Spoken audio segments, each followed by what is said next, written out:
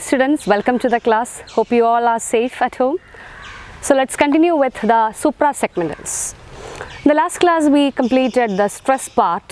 Now we are going on with the other suprasegmental elements, that is pitch, intonation, rhythm, assimilation, elision, juncture and all that.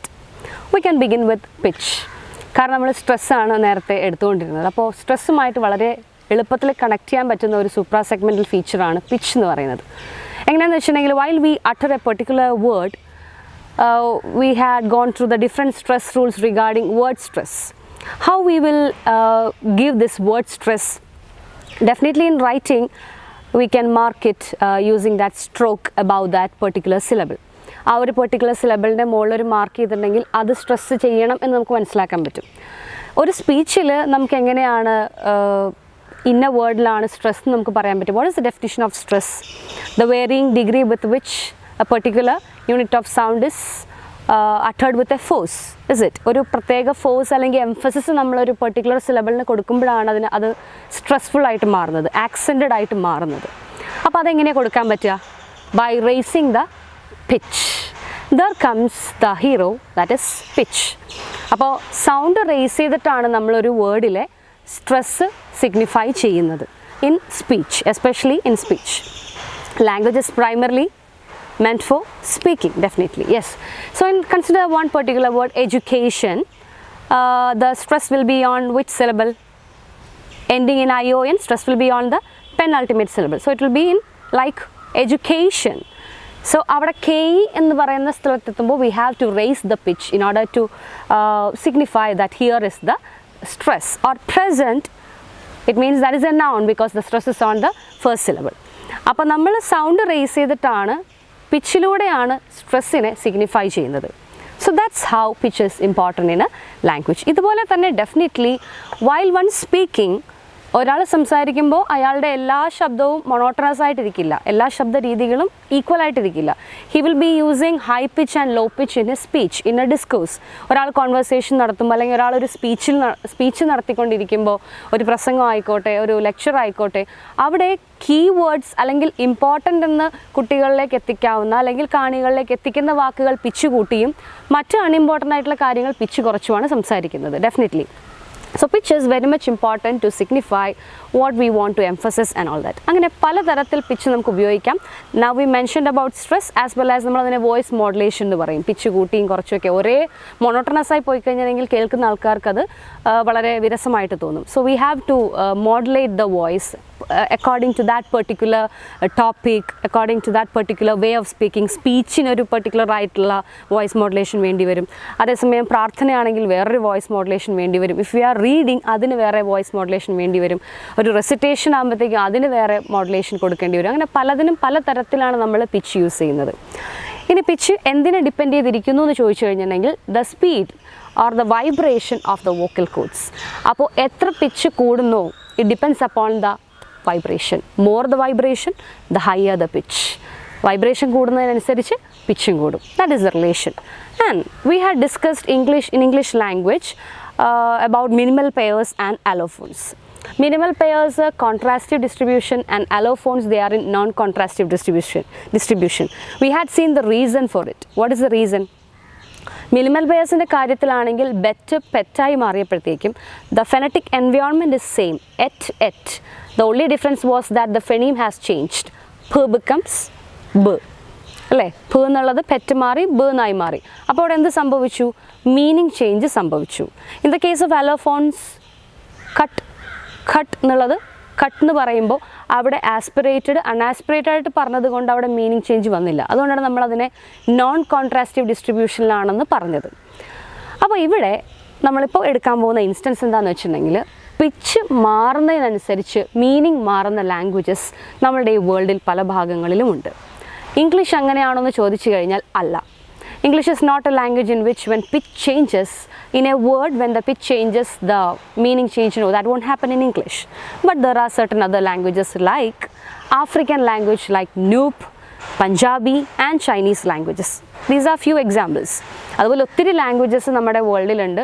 Pitch മാറുന്നതിനനുസരിച്ചിട്ട് ആ വാക്കുകളുടെ അർത്ഥം മാറുന്ന, meaning ചേഞ്ചിൽ effect വരുന്ന സംഭവിക്കുന്ന words അങ്ങനെ ധാരാളമുണ്ട്. ഒരു ഉദാഹരണം പറയുകയാണെങ്കിൽ ആഫ്രിക്കൻ ലാംഗ്വേജ് ആയിട്ടുള്ള ന്യൂപ്പിൽ ബ എന്ന് പറയുന്ന ആ ഒരു particular word when it is uttered with a high pitch it gets one meaning and when it is uttered with a low pitch it gives a different meaning. And the case of Chinese we can see one particular word മാ.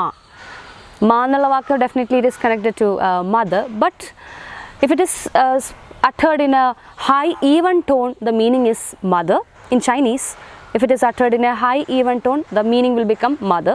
When it is uttered in a falling tone, it will become scold. And when it is uttered in a rising tone, high pitch ആയിട്ടാണ് പറയുന്നതെങ്കിൽ the meaning will become hemp. And അങ്ങനെ ഒരു പിച്ചിനനുസരിച്ച് മാ എന്നുള്ള ആ ഒരു single വേർഡിനെ if the pitch is different, then the meaning is also changing. അങ്ങനെ ഒരു പെർട്ടിക്കുലർ ആയിട്ടുള്ള പ്രോപ്പർട്ടി ഉള്ള ലാംഗ്വേജസിനെ വിളിക്കുന്ന പേരാണ് ടോൺ ലാംഗ്വേജസ്. സോ നേരത്തെ മെൻഷൻ ചെയ്തിട്ടുള്ള 3 languages, African language Nupe, Chinese and Punjabi, all these 3 are tone languages. Why they are called as tone languages? Because meaning changes according to the pitch change. So what is meant by tone languages? When the pitch changes, it brings a meaning change. Such languages are called as tone languages. Example, African language Noop, Chinese language as well as Punjabi. അപ്പോൾ English അങ്ങനെ അല്ല എന്ന് പറഞ്ഞു. അപ്പോൾ ഇംഗ്ലീഷിന് വേറെ എന്തെങ്കിലും പ്രത്യേകതയുണ്ടോ? ഉണ്ട്. എന്താണ് പ്രത്യേകത? Consider this particular example. John is going. John is going is a statement. When the pitch rises and says, and when we say John is going, അവിടെ ജോൺ ഇസ് ഗോയിങ് എന്ന് പറഞ്ഞപ്പോൾ സ്റ്റേറ്റ്മെൻ്റ് ആയിരുന്നു.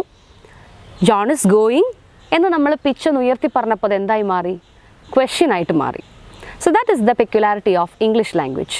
In A connected speech or in sentences or when we converse, അത്തരം സിറ്റുവേഷനിൽ pitch മാറുമ്പോൾ, ഒരു connected സ്പീച്ചിൽ pitch മാറുമ്പോൾ നേരത്തെ സ്റ്റേറ്റ്മെൻ്റ് ആയിരുന്ന സെൻറ്റൻസ് എന്തായി മാറി? ഒരു ക്വസ്റ്റ്യൻ ആയിട്ട് മാറി. Definitely in A written communication it can be well express through punctuation marks.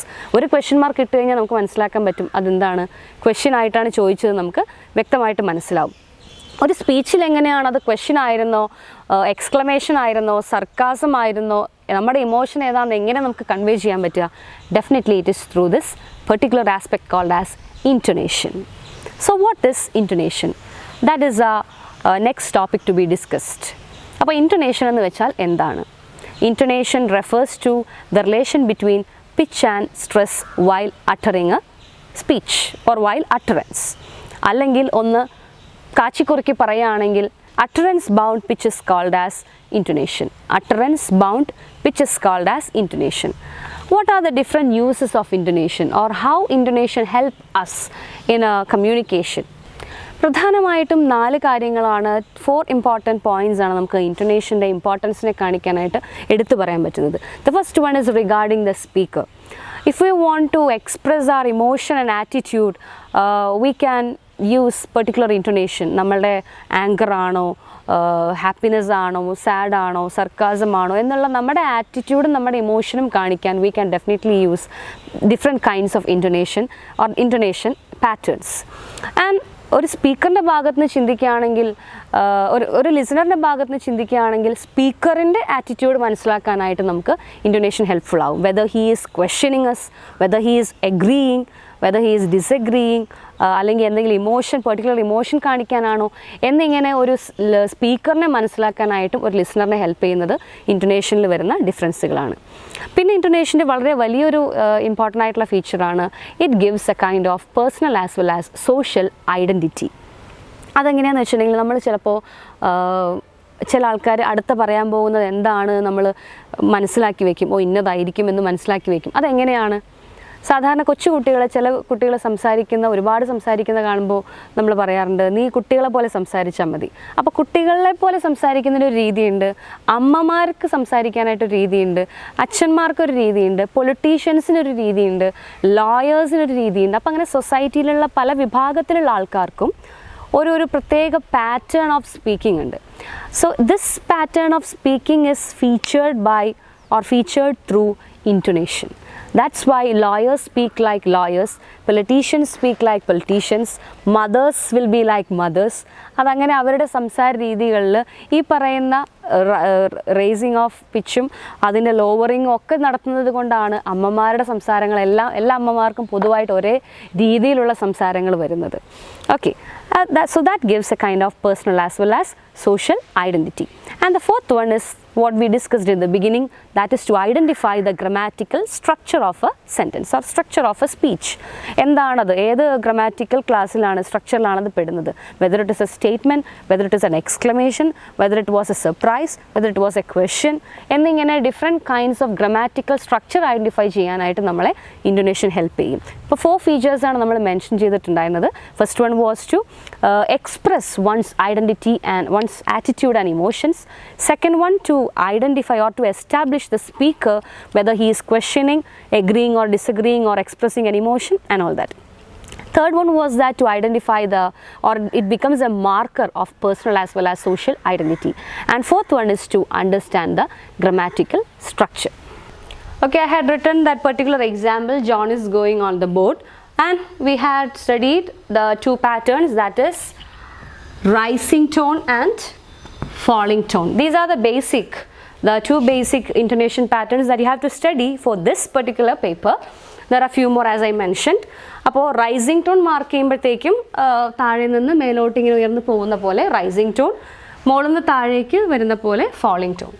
നമ്മളിത് ഫോർ ദി എക്സാമിനേഷൻസ് എങ്ങനെയാണ് മാർക്ക് ചെയ്യാന്ന് വെച്ചിട്ടുണ്ടെങ്കിൽ, for these statements examination, since it is written, we can easily understand this is a statement and we have to mark it is in a falling tone as we mentioned. So the intonation will be marked here. John is going. John is going. It is in falling tone. There is no change in it. And here it is John is going. So the pitch raises. So it is in rising tone. Okay. John is going. It is in rising tone. Rising tone is marked like this. ഇങ്ങനെയാണ് നമ്മൾ intonation mark ചെയ്യേണ്ടത്, falling tone and rising tone. ഇതുപോലെ ഒത്തിരി എക്സാമ്പിൾസിൽ നമുക്കിപ്പോൾ I am happy is a statement, I am happy that becomes a question. അപ്പോൾ ആദ്യത്തേതിൽ നമ്മൾ ഹാപ്പി ആണെന്നുള്ളൊരു ഉത്തരം പോലെയോ അല്ലെങ്കിൽ ഒരു വളരെ കണ്ടൻറ്റഡ് ആയിട്ട് നമ്മൾ പറയുന്ന പോലെ ഇരിക്കും. ഐ ആം ഹാപ്പി എന്ന് റൈസിംഗ് ടോണിൽ ചോദിക്കുമ്പോൾ ദ ഇമോഷൻ ചേഞ്ചസ്. ശരിക്കും ഞാൻ സന്തോഷവതിയാണോ അല്ലെങ്കിൽ സന്തോഷവാനാണോ എന്നൊരു ക്വസ്റ്റ്യനിങ് പോലെയായിട്ട് മാറും. ഒരു ഹാപ്പി അല്ലാത്ത മൂഡായിരിക്കും ആ ഒരു സെൻറ്റൻസിൽ പിച്ച് മാറിയപ്പോൾ അത് ക്രിയേറ്റ് ചെയ്യുന്നത്. അതാണ് പറഞ്ഞത്, പിച്ച് മാറിയതിനനുസരിച്ച് മീനിങ് മാറുകയാണെങ്കിൽ such languages is called as intonation languages. Okay, that is all about intonation. We had gone through pitch. Intonation, English is an intonation based language or intonation language എന്നറിയപ്പെടുന്ന ഒരു language ആണ് English എന്ന് പറയുന്നത്. Tone ലാംഗ്വേജിൻ്റെ examples നമ്മൾ 3 വേറെ കണ്ടു. Now we can move on to rhythm. What is rhythm? There is a rhythm in everything, is it? Around the nature itself we can find different rhythm or different patterns. അല്ലേ, നമുക്കിപ്പോൾ seasons തന്നെ മാറി വരുന്ന ആർക്കിടൈപ്പൽ ക്രിറ്റിസിസത്തിലൊക്കെ നമ്മൾ കാണുന്നതാണ് അതിൻ്റെ base. There is A pattern in everything. ഒരു season കഴിഞ്ഞാൽ അടുത്ത സീസൺ. അപ്പോൾ പ്രകൃതിയിലുള്ള എല്ലാത്തിനും ഒരു പാറ്റേൺ, ഒരു റിതം ഫോളോ ചെയ്യുന്നുണ്ട്. ലാംഗ്വേജിലും ഡെഫിനറ്റ്ലി ഒരു റിതം ഫോളോ ചെയ്യുന്നുണ്ട്. So first we can go through English language. What is the speciality of English language? Does it follow any kind of particular rhythm or pattern? Yes, definitely yes. What is that particular pattern? English follows a pattern of stressed and unstressed syllable. ഈ സ്ട്രെസ്ഡും അൺസ്ട്രെസ് സിലബിളിൻ്റെയും ഒരു patterning English ലാംഗ്വേജിലുണ്ട്. എങ്ങനെയാണെന്ന് വെച്ചിട്ടുണ്ടെങ്കിൽ when one stressed syllable or one accented syllable comes, it will be followed by 2 or 3 or 4 unaccented syllable, and then comes another stressed syllable, then comes few unstressed syllable, then comes a stressed syllable. അപ്പോൾ ഈ stress syllable, അതായത് ആക്സെൻറ്റഡ് ആയിട്ടുള്ള syllable അൺആക്സെൻറ്റിൻ്റെ കൂടെ ഇടയിലായിട്ട് ഇങ്ങനെ ഇടയ്ക്കിടയ്ക്ക് ഒരു regular ഇൻ്റർവെല്ലിന് more or less in a regular interval വരുന്നുണ്ട്. ഏറെക്കുറെ ഇങ്ങനെ 2 എണ്ണം, ഒരു സ്ട്രെസ് സിലബിൾ കഴിഞ്ഞ് 2 അൺസ്ട്രെസ്ഡ്, പിന്നെ ഒരു സ്ട്രെസ്ഡ്, പിന്നെ 3 അൺസ്ട്രെസ്ഡ്, പിന്നെ സ്ട്രെസ്ഡ്, പിന്നെ ഒരു 4 അൺസ്ട്രെസ്ഡ്, അങ്ങനെയായിട്ട് ഏറെക്കുറെ റെഗുലർ ഇൻ്റർവെൽ പീരീഡിൽ അപ്പിയർ ചെയ്യുന്നുണ്ട്. എന്ത്? Stressed syllable or accented syllable. So that's why English language is called as stress-timed language, or it follows a stress-timed rhythm. അപ്പോൾ എന്താണ് rhythm എന്ന് ചോദിച്ചിട്ടുണ്ടെങ്കിൽ, rhythm refers to the regularity of prominent units in speech. Prominent units എന്ന് പറയുമ്പോഴത്തേക്കും the stress syllables.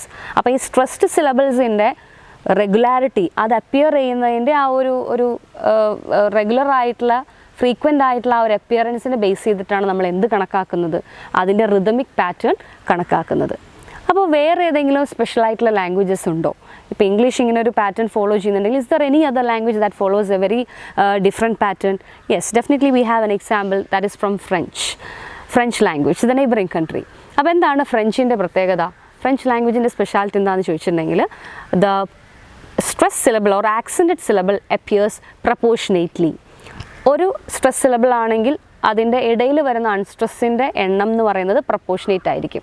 2 എണ്ണം unstressed വരും, stressed വരും, 2 എണ്ണം അൺസ്ട്രെസ്ഡ് വരും, വീണ്ടും സ്ട്രെസ്ഡ് വരും, വീണ്ടും 2 എണ്ണം അൺസ്ട്രെസ്ഡ്. അപ്പോൾ അതിനൊരു യൂണിഫോമിറ്റി ഉണ്ട്. അല്ലെങ്കിൽ ഒരു സ്ട്രെസ്ഡ് വരും, 3 അൺസ്ട്രെസ്ഡ്, പിന്നെ സ്ട്രെസ്ഡ്, 3 അൺസ്ട്രെസ്ഡ്. അപ്പോൾ അവിടെയും ഒരു യൂണിഫോമിറ്റി ഉണ്ട്.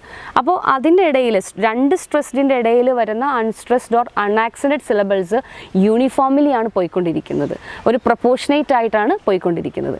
അപ്പോൾ അങ്ങനെ നോക്കുമ്പോഴത്തേക്കും V can call French language as A syllable timed language or it follows A syllable timed rhythm.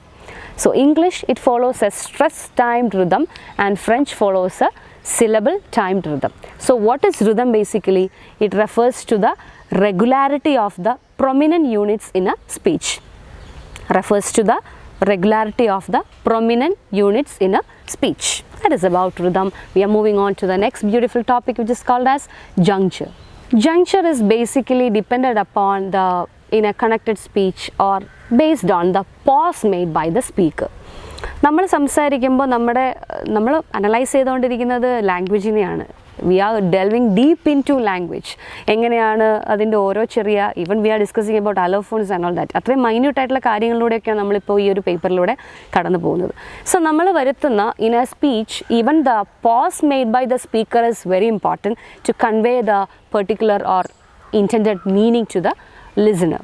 അപ്പോൾ നമ്മൾ വരുത്തുന്ന പോസ് കറക്റ്റ് ആയില്ലെങ്കിൽ even it can create ambiguity in the listener. We can go through such examples regarding juncture. Here we have juncture. For a few examples for juncture. അപ്പോൾ നോക്കിയേ, pea stalks. ഇതിപ്പോൾ pea stalks എന്ന് വായിക്കുകയാണെങ്കിൽ നമ്മളിപ്പോൾ ഇവിടെ pause ചെയ്യുകയാണെങ്കിൽ we can read it as pea stalks, പയറിൻ്റെ ആ തോട്. അല്ലെങ്കിൽ ഇപ്പോൾ നമ്മൾ ഇവിടെയാണ് പോസ് ചെയ്യുന്നതെന്ന് വിചാരിക്കുക in a speech, in a connected speech. If it is peace talks, the listener will hear it as peace talks, സമാധാന ചർച്ചകൾ. അപ്പോൾ ഒരേ വാക്ക് തന്നെ ഇതിപ്പോൾ ഒന്നിച്ച് പറയുന്നത് ഒരു കണക്റ്റഡ് സ്പീച്ചിൽ പറയുന്നതാണ്. അപ്പോൾ ഒരേ വാക്ക് തന്നെ എങ്ങനെ നമ്മൾ പോസ് ചെയ്യുന്നതിനനുസരിച്ചിട്ട് the meaning will change. Sometimes it may create a sort of ambiguity. കേൾക്കുന്ന ആൾക്കാർക്ക് ചിലപ്പോൾ സംശയം തോന്നും. ഈ ഒരു ഉദാഹരണം നോക്കിയേ, ഐസ്ക്രീം. ഇപ്പോൾ ഇവിടെയാണ് നമ്മൾ പോസ് ചെയ്യാൻ വിചാരിക്കുക, ഐ സ്ക്രീം. അപ്പം ഞാൻ നിലവിളിച്ചു എന്നായിട്ട് അതിൻ്റെ അർത്ഥം മാറും. അതേസമയം ഇവിടെയാണ് പോസ്, സ് കഴിഞ്ഞിട്ടാണ് പോസ് വരുന്നതെങ്കിൽ it becomes ice cream. So it becomes a very sweet dessert. Okay, അപ്പോൾ നമ്മൾ പോസ് ചെയ്യുന്നതിനനുസരിച്ചിട്ട് നമുക്ക് മീനിങ്ങിൽ ചേഞ്ച് വരുത്താനായിട്ടുള്ള ആ ഒരു പ്രത്യേകത ഉള്ള ആ ഒരു പ്രോപ്പർട്ടീനെ വിളിക്കുന്ന പേരാണ് ജങ്ചർ എന്ന് പറയുന്നത്. So here we can see the pause, it is demarcated, or juncture, it is marked by the different pauses we make. Pause മാത്രമല്ല, juncture എന്ന് പറയുമ്പോൾ it is a particular feature of a language sound system that marks the boundaries between different units of speech. That is, pause ആയിരിക്കാം, pitch ആയിരിക്കാം, stress ആയിരിക്കാം, especially between 2 words. അപ്പോൾ 2 വാക്കുകൾക്കിടയിൽ നമ്മൾ വരുത്തുന്ന ഈ വ്യത്യാസങ്ങൾ, പിച്ച് വൈസോ സ്ട്രെസ് വൈസോ ഓർ ഹിയർ പോസ് വൈസോ വരുത്തുന്ന വ്യത്യാസങ്ങളാൽ ലാംഗ്വേജിൽ ഉണ്ടാകുന്ന മാറ്റങ്ങളെ വിളിക്കുന്ന ആ പെർട്ടിക്കുലർ ഫീച്ചറിൻ്റെ പേരാണ് വാട്ട് ഇസ് ഇറ്റ്, ജങ്ചർ. അപ്പോൾ ഇങ്ങനെയുള്ള 1-2 എക്സാമ്പിളും കൂടെ നമുക്കൊന്ന് കാണാം. Here are few more examples regarding juncture. ഇതൊക്കെ പോസ്, ഇതുപോലെ തന്നെ 2 വാക്കുകൾക്കിടയിൽ പോസ് വരുന്നതിനെ ബേസ് ചെയ്തിട്ടുണ്ടായിട്ടുള്ള കുറച്ച് എക്സാമ്പിൾസ് ആണ്. First one is nitrate. Nitrate. Might rain. Might rain. Might rain. It swings. It swings. Keep sticking. Keep sticking. എല്ലാം കേൾക്കുമ്പോൾ ഒരുപോലെ തന്നെയുണ്ട്. ബട്ട് ദ ഡിഫറൻസ് ഇസ് എവിടെ പോസ് വരുന്നോ അതിനനുസരിച്ചിട്ട് അതിൻ്റെ മീനിങ് ചേഞ്ച് ആവുന്നു. ഇറ്റ് സ്വിങ്സ് എന്നുള്ളതിനെ നമ്മൾ സ് കഴിഞ്ഞിട്ടാണ് പോസ് വയ്ക്കുന്നതെങ്കിൽ ഇറ്റ് ബിക്കംസ് ഇറ്റ്സ് വിങ്സ്. അങ്ങനെ പലതരത്തിൽ പോസിനനുസരിച്ചിട്ട് മീനിങ് ചേഞ്ച് ആവുന്ന കുറച്ച് വാക്കുകളാണ്. This particular feature of language is called as juncture. a very frequent process that happens in language, that is called as assimilation. What is assimilation? നമ്മൾ മലയാളത്തിൽ പറയാറുണ്ട്, മുല്ലപ്പൂമ്പൊടി ഏറ്റ് കിടക്കും കല്ലിനുമുണ്ട് സൗരഭ്യം, അല്ലേ? അപ്പോൾ തൊട്ടടുത്ത് കിടക്കുന്ന ഒരാൾ നല്ലതാണെങ്കിൽ അതിനനുസരിച്ചിട്ട് മാറ്റം വരിക. അതുപോലൊരു പ്രോസസ്സ് നമുക്ക് ലാംഗ്വേജിലുണ്ട്. One sound or one phoneme is influenced by another phoneme. May be it is a phoneme that follows or a phoneme that is preceded. ഒന്നുകിൽ മുന്നിലുള്ളതായിരിക്കാം, അല്ലെങ്കിൽ പിന്നാലെ വരുന്ന ഒരു ഫെണീമിനാൽ ആ ഒരു പെർട്ടിക്കുലർ വേർഡിൽ എന്തെങ്കിലും തരത്തിലുള്ള ഇൻഫ്ലുവൻസ് ഉണ്ടാവുകയാണെങ്കിൽ that particular property or process is called as assimilation. We can go through few examples regarding assimilation.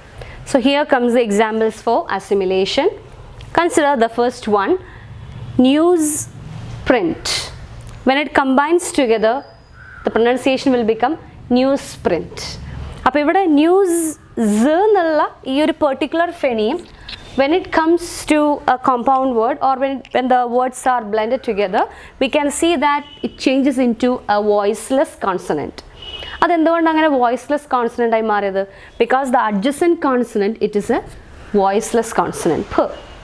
അപ്പോൾ പിന്നീട് വരുന്ന ഇവിടെ രണ്ടും കൂടെ കമ്പൈൻ ചെയ്തപ്പോൾ ഈ പെർട്ടിക്കുലർ ഫെണീമിൻ്റെ നെക്സ്റ്റ് വരുന്ന ആ ഒരു ഫെണീമിൻ്റെ ഇൻഫ്ലുവൻസ് കാരണം എന്തായി? ഇവൻ മാറി. അവിടെ z എന്നുള്ളത് ഇവിടെ വന്നപ്പോൾ s സൗണ്ട് വോയിസ്ലെസ് കോൺസണൻ്റ് ആയിട്ട് മാറി. The voiced z sound because of the phoneme following it. So this particular influence of one phoneme to the other phoneme, that is called as assimilation. Consider this particular word cat. It is singular word. When it comes into plural form, the added suffix, it becomes cats. Whereas here it is dog, singular form. When it becomes plural form, the pronunciation will be dogs, z sound. അപ്പോൾ ഇവിടെ s ആണ്. രണ്ടും എഴുതുമ്പോൾ നമ്മൾ s എന്നുള്ള ആൽഫബറ്റാണ് use ചെയ്യുന്നതെങ്കിലും പ്രൊനൗൺസിയേഷനിൽ first one is cats and the second one is dogs. Why that happens? It is because of this process called as assimilation. ഇവിടെ തൊട്ട് മുൻപിൽ കിടക്കുന്ന കോൺസണന്റ് സൗണ്ട് വോയിസ്ലെസ് ആണ്. വോയിസ്ലെസ് t ആയതുകൊണ്ട് അതിനുശേഷം വന്നിട്ടുള്ള ആഡഡ് ആയിട്ടുള്ള ആ ഒരു ഡെറിവേഷണൽ സഫിക്സ് എന്തായി മാറി? വോയിസ്ലെസ് ആയിട്ട് മാറി. ഇവിടെ കിടക്കുന്ന ഈ ഒരു particular consonant, it is A voiced consonant g. That's why അതിൻ്റെ കൂടെ വന്നിട്ടുള്ള ആ ഒരു സഫിക്സ് എന്തായി മാറി? അത് വോയിസ്ഡ് ആയിട്ട് മാറി. So thus we get cats and dogs, lamps and lambs, and here it becomes newsprint. When it comes into a combined word, it becomes newsprint. അപ്പോൾ ഇങ്ങനെ സംഭവിക്കുന്ന ലാംഗ്വേജിലെ ഈ ഒരു പെർട്ടിക്കുലർ ആയിട്ടുള്ള പ്രോസസ്സിനെ വിളിക്കുന്ന പേരാണ് അസിമിലേഷൻ. ഒരു കാര്യം കൂടെ ഒന്ന് നോട്ട് ചെയ്യുക. There are two kinds of assimilation. First one is progressive assimilation, second one is regressive assimilation. Progressive assimilation അതായത് ഫോർവേഡ് ആയിട്ടുള്ള ചേഞ്ച് ആണ് വരുന്നതെങ്കിൽ, ഇവിടെ ഈ ഒരു കോൺസണൻറ്റിനാൽ ഈ ഒരു വോയിസ് കോൺസണൻറ്റ് വന്നതുകൊണ്ട് the consonant, the phoneme that follows it has got a change or difference. അപ്പോൾ മുന്നിലേക്കാണ് ഇൻഫ്ലുവൻസ് അല്ലെങ്കിൽ ചേഞ്ച് സംഭവിക്കുന്നത്. ഇവിടെ എന്താ, ലാമ്പ് p വോയിസ്ലെസ് ആയതുകൊണ്ട് അതിനെ ഫോളോ ചെയ്ത് വരുന്ന phoneme it becomes a voiceless consonant. So forward ആയിട്ടുള്ള ചേഞ്ച് ആണെങ്കിൽ we can call it as progressive assimilation.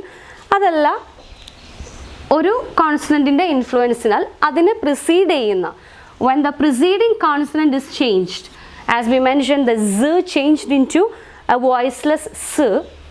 അപ്പോൾ പ്രിസീഡ് ചെയ്യുന്ന മുമ്പിലത്തെ കോൺസണൻറ്റിനാണ് വ്യത്യാസം സംഭവിക്കുന്നതെങ്കിൽ, ഇൻഫ്ലുവൻസ്ഡ് ആവുന്നതെങ്കിൽ, that kind of assimilation is called as regressive assimilation. So there are two kinds of assimilation. It is a process in which one phoneme is affected by another phoneme. It can be phoneme as well as allophones. Okay, phoneme തന്നെ ആവണമെന്നില്ല, phonemic or allophonic variation ഇങ്ങനെയും സംഭവിക്കാം, ഇങ്ങനെ combine ചെയ്ത് വരുമ്പോൾ സംഭവിക്കാം.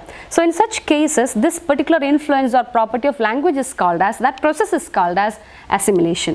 There are two kinds of assimilation, progressive assimilation and regressive assimilation. Progressive assimilation, the influence or change will happen progressively or forward change. Here it is the backward change or the phoneme that is preceding the phoneme that causes this particular change or influence. Today's last topic or the last among the suprasegmentals we have to go through is, that is about elision. What is elision? elide ചെയ്യുക, omit ചെയ്യുക. ഒരു connected സ്പീച്ചിൽ നമ്മൾ definitely speech എന്ന് പറയുന്നത് എപ്പോഴും അങ്ങനെ അച്ചടി ഭാഷ പോലെ അല്ലെങ്കിൽ എഴുതി വെക്കുന്ന പോലെ അങ്ങനെ പറയാറില്ല. ഈവൻ ഇപ്പോൾ റൈറ്റിങ്ങിൽ പലരും ഒരു ഇംപ്രൊവൈസ്ഡ് ആയിട്ട് സ്പീച്ച് പോലെ തന്നെ എഴുതുന്ന ഒത്തിരി നോവൽസും ഉണ്ട്. അപ്പോൾ സ്പീച്ചിൽ നമ്മൾ സംസാരിക്കുമ്പോൾ അതുപോലെ തന്നെ സംസാരിക്കില്ല. We will abbreviate certain things. So we will omit certain particular sounds or words even, അല്ലെങ്കിൽ ചുരുക്കി പറയാം, ഒതുക്കി പറയാം. അപ്പം അങ്ങനെ പല പല കണക്റ്റഡ് സ്പീച്ചിൽ വരുമ്പോൾ, അല്ലെങ്കിൽ ഒരു ഡിസ്കോഴ്സ്, ഒരു ഇൻഫോർമൽ ഡിസ്കോഴ്സ് കേട്ടോ, ഇൻഫോർമൽ ഡിസ്കോഴ്സിൽ വരുമ്പോൾ നമ്മൾ ഒമിറ്റ് ചെയ്ത് കളയുന്ന, എലൈഡ് ചെയ്ത് കളയുന്ന, ഒഴിച്ച് കളയുന്ന കുറച്ച് സൗണ്ട്സുകളുണ്ട്. അപ്പോൾ അത്തരം സൗണ്ട്സിനെ അല്ലെങ്കിൽ ആ ഒരു പ്രോസസ്സിനെ പറയുന്ന പേരാണ് elision. We can go through the examples to concrete it. So elision, as we mentioned, it is a particular feature in which we omit, we elide a particular phoneme or sound in an informal discourse or in a connected speech. വളരെ informal ആയിട്ടുള്ള കോൺവെർസേഷനിലൊക്കെയാണ് നമ്മൾ കൂടുതലായിട്ടും ഇങ്ങനെ allied ചെയ്ത് കളയുന്നത്, particular ആയിട്ടുള്ള sounds omit ചെയ്ത് കളയുന്നത്. Here are few examples. First one is bed time എന്നുള്ളത് നമ്മൾ പറയുമ്പോൾ we say bed time. So we'll omit, or we had omitted this particular sound, d ആണ് അവിടെ ഒമിറ്റ് ചെയ്ത് പോയിട്ടുള്ളത്. ആൻഡ് ആഫ്റ്റർ എ വൈൽ എന്ന് പറയുന്നതിനെക്കാട്ടിലും ഒരു ഇൻഫോർമൽ ആയിട്ട് സംസാരിക്കുമ്പോൾ we'll abbreviate or we'll shorten it, so it becomes after a while. So here the sound is, the vowel sound is omitted or elided. After a while എന്ന് പറയണ്ട, after a while എന്ന് പറഞ്ഞാലും മതി. Last time, we won't say last time, we would say last time. So here the t, it is elided. അപ്പോൾ ഇവിടെ ഈ t എന്നുള്ള സൗണ്ടാണ് നമ്മൾ ഒമിറ്റ് ചെയ്ത് കളഞ്ഞത്. സോ അപ്പോൾ ഇതാണ് few examples in which that shows in A connected speech or in an informal discourse V will omit or we will elide certain words or phonemes in order to make the speech effortless. So what are suprasegmentals or the prosodic features? The different added elements or the special effects given to the speech sounds or phonemes are called as suprasegmentals. So ആ suprasegmentsലൂടെയാണ് നമ്മൾ കഴിഞ്ഞ ക്ലാസ്സിൽ ഈ ക്ലാസ്സിലൊക്കെ ആയിട്ട് continue ചെയ്ത് പോയിരുന്നത്. We had started with the word stress. We moved on to, we discussed syllable at first, and then we started with word stress, which is a very important suprasegmental. We moved to pitch, then intonation, tone languages, intonation language, ഓർക്കുക, English is an intonation language. African language, Noop, Chinese and Punjabi are examples of tone languages. Intonation, the two types of intonation, falling intonation and rising intonation. We moved on to rhythm. English follows a stress timed rhythm and French follows a syllable timed rhythm. Juncture, assimilation, progressive assimilation and regressive assimilation, and finally elision. So that's all for today. Go through your textbook, learn well, understand well. Take care till then. Bye.